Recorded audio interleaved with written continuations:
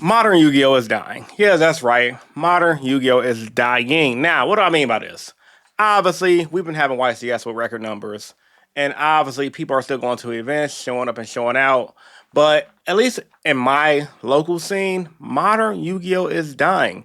Every week I go to locals, I'm seeing less and less players from modern Yu-Gi-Oh. But I am seeing an uptick in the Edison tournaments. My last tournament I went to this past Tuesday, we had I think 10 people for modern, but we had 26 people for Edison. And I think that just goes to show how bored of Yu-Gi-Oh! A lot of people are. And I've also been getting comments on my vlogs. If you guys haven't watched my vlogs already, check it out. And also be sure to leave a comment on this video and tell me what you guys' local experience and how things has been at your locals as well. Because a lot of my commenters and viewers, a lot of you guys have been telling me, like, hey man, same thing in my locals.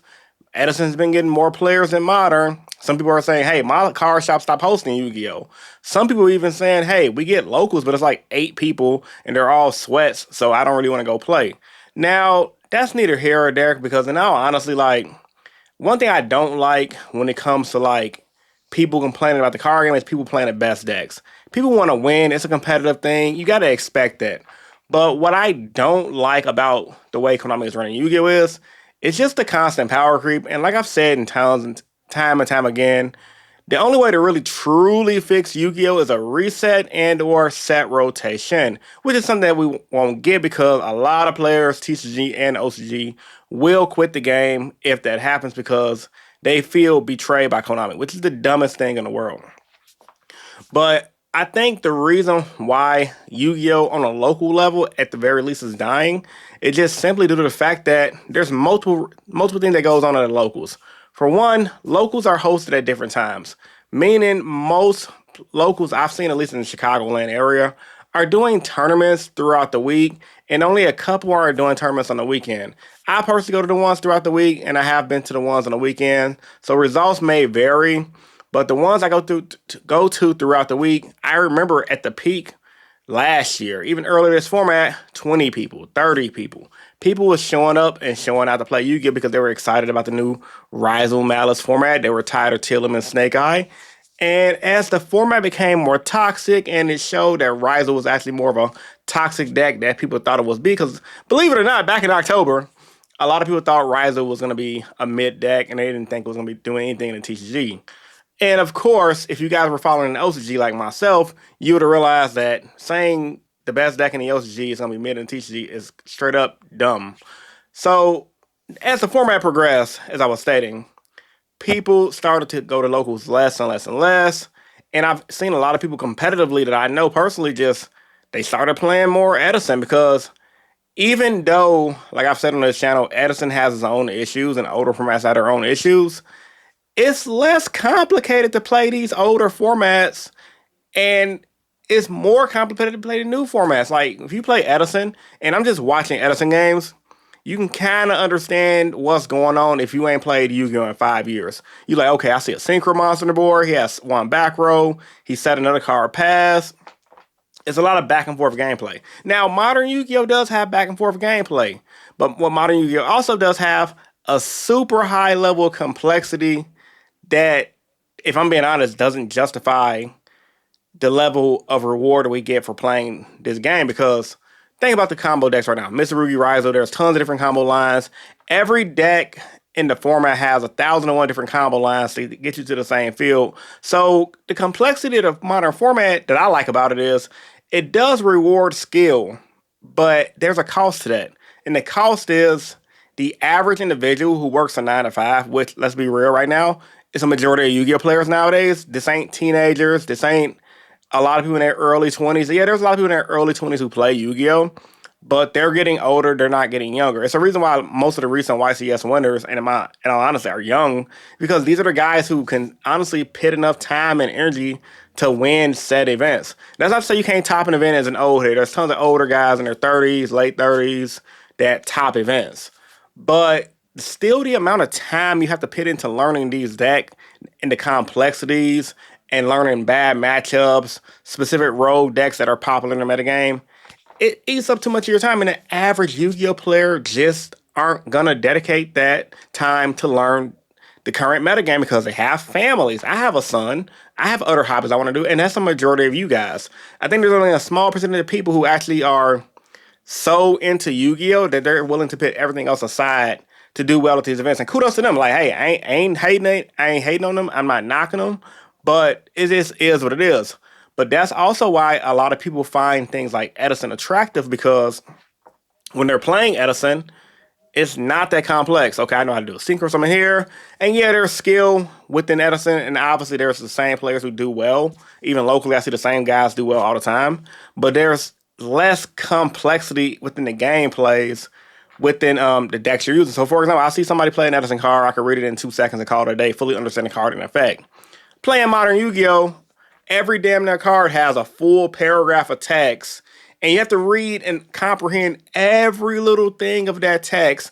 And if you haven't play tested in a while, let's say you took a week off of being sick and you weren't studying the metagame, maybe a new deck came out, and someone uses that card against you in a tournament, not only do you have to read that card, you have to comprehend it within 30 seconds to a minute. And then you also have to be conscious of your own time and also have to figure out how your deck can beat that deck in this scenario and not get caught off guard. That's a lot of energy that, once again, a lot of people don't want to put into the Yu-Gi-Oh! Because, once again, it's just not worth it. There's other hobbies that's not as complex that you get way more reward for Yu-Gi-Oh! Now, granted, Konami's done Yu-Gi-Oh! Solid this format, and they've increased the prize support. They've given us good prize cards, and kudos, shout outs. I'm happy for that, and I'm happy for the game for getting that.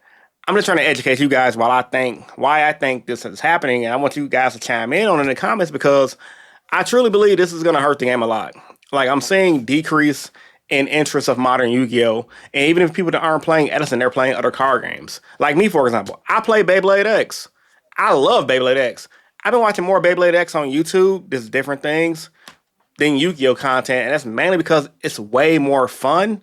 It's not as complex. It has its own level of complexity. But the skill gap that it takes to get good and the energy it takes to get good in Beyblade X, it's way less than Yu-Gi-Oh! Way less. Because while both games have their luck factor, Yu-Gi-Oh's luck factor will impact you more than a game like Beyblade, believe it or not. And then there's other card games like One Piece, Digimon, there's Magic the Gathering, there's Pokemon. There's a lot of other hobbies that people are into that they can spend their time to understand the decks faster, comprehend the decks faster, and still get a level of dopamine hit to their brain while playing these games that they'll get similarly to Yu-Gi-Oh! Now, Yu-Gi-Oh! Is a great card game. It's one of the best card games in the world. I argue it's the best card game in the world. It's lasting as long as it has, and the addiction that it has put on its player base. However, I think, honestly, Konami is trying to fix the game, but it's kind of too late, and it's kind of damn near unfixable because with the way they're designing the card game right now, with every deck that's coming out, like with next form, I seen Robbie Cole just dropped a video, which is what inspired this video. He talked about how Justice Hunters is pretty much killing Yu-Gi-Oh! Or something like that. And he went over like how in the LCG, some OCG players just don't like that format. And I did read his comment section, and a lot of people were saying that, hey, this was true at the start of the format, but now the format's kind of leveling out, and the metagame has gotten a lot healthy. So there is depth to look forward to in the future of the TCG, where people are going to lose interest naturally because the way how shitty the game design is. And as healthier decks come out and the other decks get neutered, the game will slowly figure itself out. But I just don't know if we have that luxury in the TCG in America, at least. Outside of just, just other hobbies and things like that, we have a bad economy right now. The price of everything is up. Like, a lot of people I know locally, they buy decks and they sell them really quick while they're still hot and pick up other decks that are cheaper just to play locally because, let's be real, things are expensive. Now, that's not to say that people can't just keep their decks, play it throughout in format, and, just do that thing and be good at what they do. However, with the way the world is right now, with inflation being sky high, with the cost of living just being through the roof, people making six figures, depending on what city you're in, six figures is not enough, which is crazy to me. Luckily, I'm in Chicago, where that amount of money would be really good. They just can't budget competitive Yu-Gi-Oh! Decks into their budget, so they opt out and play different things like Edison or just different hobbies that are a lot cheaper. I think that's a big problem for Konami because on one end, they need to make money to please their shareholders, but on the other end, at what cost to the player base? I still remember when Yu-Gi-Oh! Structure decks were $10 and starter decks were $10. Nowadays they're $15. And I think the price of packs went up a little bit as well, or you're getting less cards in the pack.